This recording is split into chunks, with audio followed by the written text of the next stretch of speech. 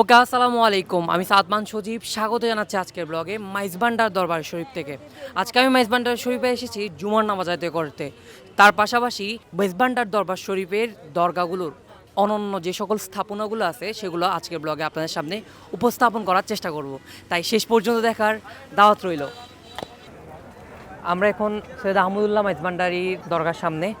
ওনার দরগার সামনে একটা বৈশিষ্ট্য হচ্ছে ওনার দরগার সামনে সবাই হাতে জুতা নিয়ে নেয় এবং এখানে খুব কম মানুষ যারা একদম ময়দানের সামনে পর্যন্ত জুতা পায়ে নিয়ে হাঁটতেছে বা স্যান্ডেল পায়ে নিয়ে হাঁটতেছে। উনি সৈয়দ আহমদুল্লাহ মাইজবান্ডারি, এই পুরো মাইজবান্ডার দরবারের প্রবর্তক, মাইজবান্ডারি তরিকার প্রতিষ্ঠাতা এবং উনি হচ্ছেন এই মাইজবান্ডার দরবারের মূল এক কথায়। সৈয়দ আহমদুল্লাহ মাইজভান্ডারির পর যাকে সবচেয়ে বড় অলি হিসেবে, দ্বিতীয় সম্মানিত অলি হিসাবে ধরা হয়, তিনি হচ্ছেন সৈয়দ গোলামুর রহমান মাইজভান্ডারি।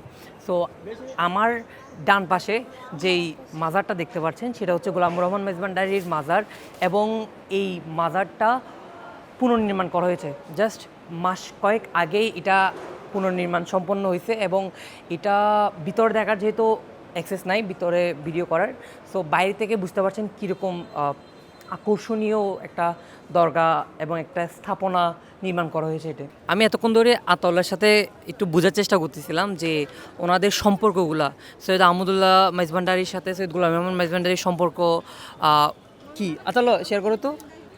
আহমদ মাইজভান্ডারির ছোট ভাই সৈয়দ আব্দুল করিমের পুত্র হচ্ছে সৈয়দ গোলামুর রহমান মাইজভান্ডারি। মানে হচ্ছে উনি সৈয়দ আহমদুল্লাহ মাইজভান্ডারির ভাইয়ের ছেলে, ছোট ভাইয়ের ছেলে, রাইট? হ্যাঁ।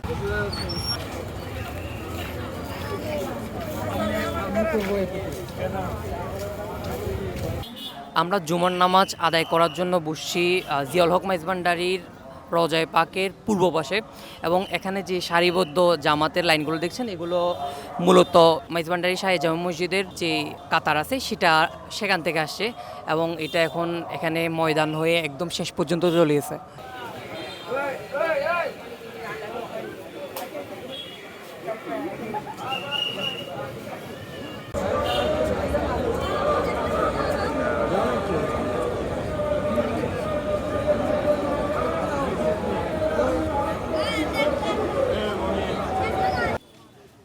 জুমার নামাজ শেষ, এখন আমরা যাচ্ছি ভান্ডারখানার দিকে।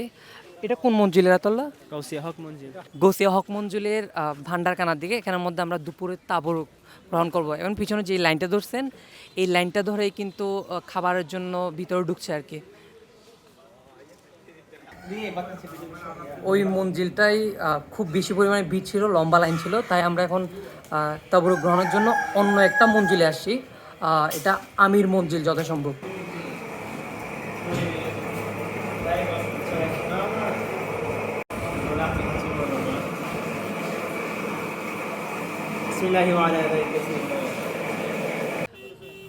আমি এখানে আমার জামিয়ার একজন বড় ভাইয়াকেও পেয়ে গেছি।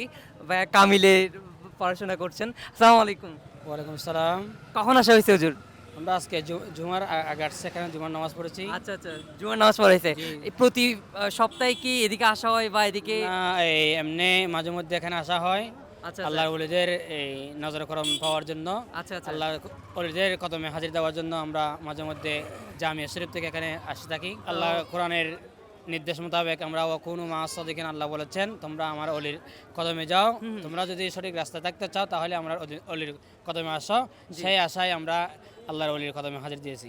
আচ্ছা আচ্ছা। আমার পিছনে যে মাজারটি দেখছেন সেটা হচ্ছে সৈয়দ গোলামুর রহমান মাইজভান্ডারির চতুর্থ সন্তান সৈয়দ শফিউল বশর মাইজভান্ডারির। কিন্তু এখানে একটা বিষয় আমার জানার ইচ্ছা আছে, সেটা হচ্ছে গিয়ে পিছনে যে মাজারটি সেটা পুরোপুরি মসজিদে নববীর সাদৃশ্য রেখে নির্মাণ করা হয়েছে। সো এটা কেন এভাবে করা হয়েছে এটার কারণটা জানতে আমি খুব ইচ্ছুক।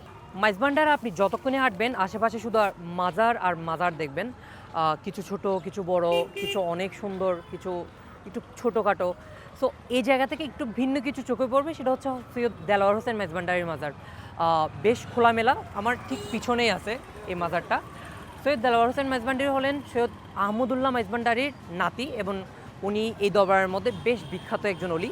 সো ওনার একটা বেশ গুরুত্বপূর্ণ বাণী আছে। বাণীটার আমি ভাবার্থ আপনাদেরকে শেয়ার করতে পারবো। কিছুটা এমন যে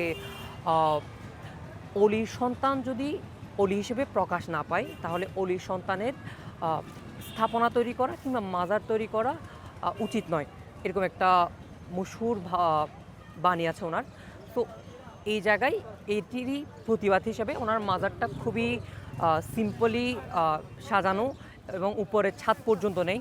এটার প্রতিবাদ হিসেবেই নাকি ওনার এই মাজারটা এভাবে সাজানো আছে বা এভাবে উনি করে গিয়েছেন। এখন আমরা আছি গৌসুল আজম মেজবান্ডারির শাহী তাবরুক ডেক যেখানে অবস্থিত। এই দেখেন এখানের মধ্যে ওরসের রান্না করা হয় এবং এটা সুবিশাল। এখানের মধ্যে হয়তো এখানে কতজন রান্না করা হইতে পারে আদাল্লাহ? 1 লাখ? এখানে 1 লাখ মানুষের রান্না করতে পারে?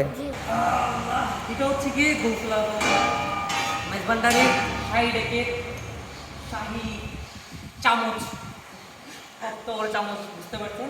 তো এখান থেকেই আজকের ব্লগটা এখানে শেষ করছি।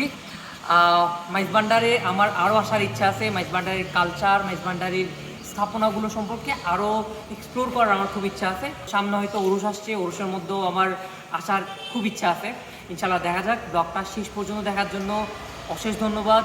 আপনারা আর কোন কোন দরবারে ব্লগ দেখতে চান সেটাও আমাকে শেয়ার করবেন। আসসালামু আলাইকুম ওয়া রাহমাতুল্লাহ।